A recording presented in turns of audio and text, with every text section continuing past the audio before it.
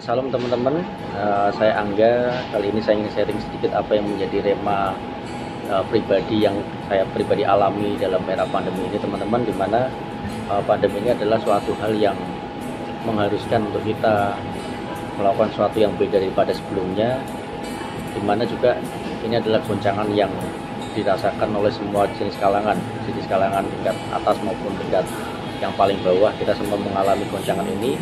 Tapi yang terpenting adalah ada dua hal yang terpenting dalam kehidupan, yaitu respon kita, teman-teman.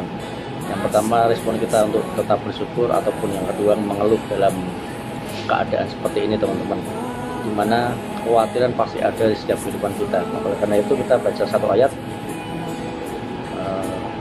Mazmur 55 ayat 23, yaitu serahkanlah khawatirmu kepada Tuhan, maka Ia akan memelihara engkau, tidak untuk selama-lamanya dibiarkan orang benar itu goyah, teman-teman.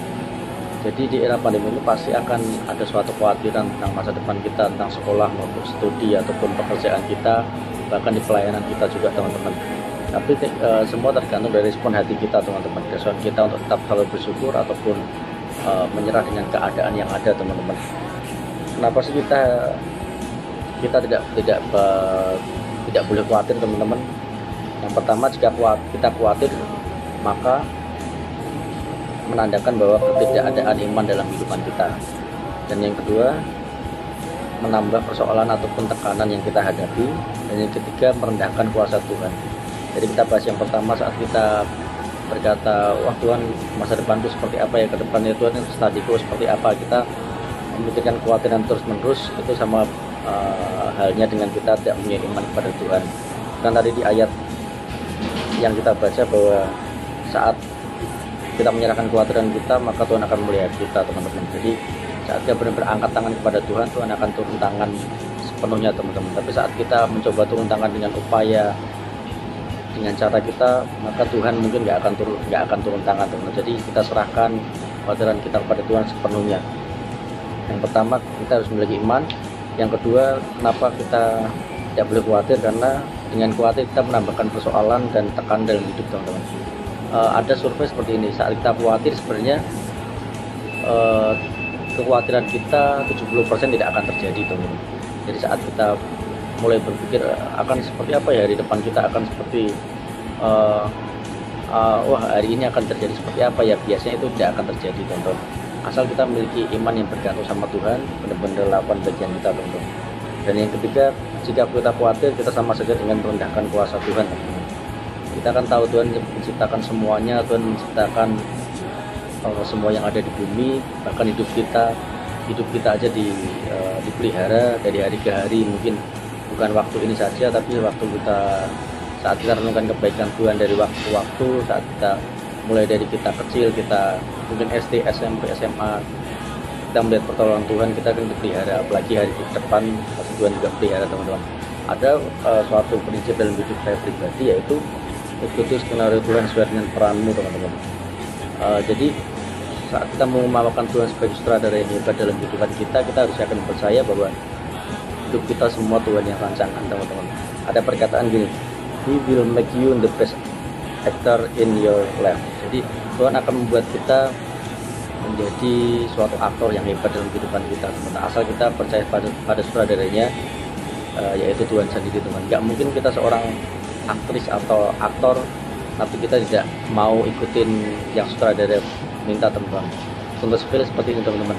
Saat kita disuruh syuting menangis, saat kita disuruh syuting berjuang, saat kita disuruh syuting mungkin disalah mengerti orang, kita harus bilang tak siap dengan sutradara yang ada, karena kita percaya saat kita taat, maka Tuhan akan menjadikan kita yang terbaik dalam setiap kehidupan kita, teman-teman. Oleh karena itu, apapun skenario-nya yang kita lakukan tiap hari, baik maupun di sekolahan, di studi kita, maupun di pekerjaan kita yang percaya itulah yang peran yang harus kita mainkan di setiap hari yang ada dalam kehidupan ini, teman-teman.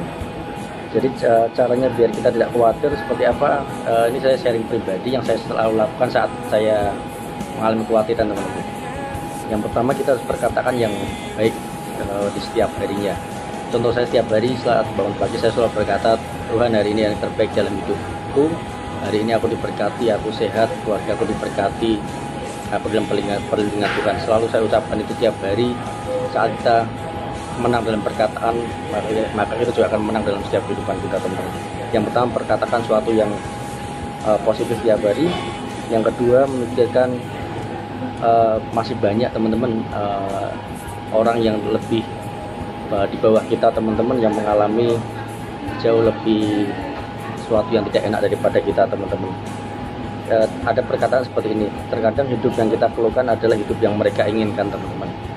Jadi saat kita mengeluh, kita harus melihat ke bawah, teman-teman. Banyak orang-orang yang lebih dari kita, lebih kurang dari kita. Oleh karena itu kita bisa dapat bersyukur, teman-teman, dalam keadaan ini.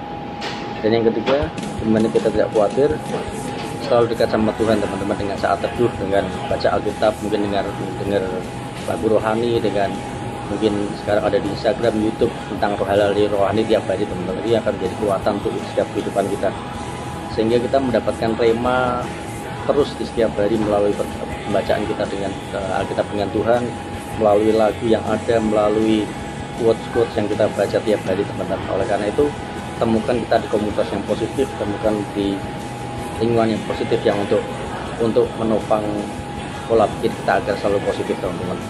Jadi sekian sharing dari saya, biar ini menjadi kekuatan untuk kita tetap kuat dan kita tetap antusias, kita tetap dekat sama Tuhan benar-benar dan sungguh-sungguh, teman-teman. Jadi lakukan yang terbaik untuk hari ini, selalu perkataan yang positif, yang baik, sehingga setiap kehidupan kita Tuhan yang berkati dan Tuhan yang menyertai, teman-teman. Sekian sharing kali ini, mari kita berdoa. Mari kita berdoa, teman-teman. Tuhan, terima kasih buat sharing yang singkat ini. Dimanapun keberadaan kami saat ini, Engkau yang tahu keadaan hati kami seutuhnya, Engkau yang tahu keadaan hati kami sepenuhnya, Tuhan. Ampuni kami jika kami selalu mengeluh dalam segala keadaan kami. Beri hati kami yang bersyukur kepada-Mu, Tuhan. Terima kasih Tuhan, berkati setiap anak-anak-Mu yang menonton tayangan ini.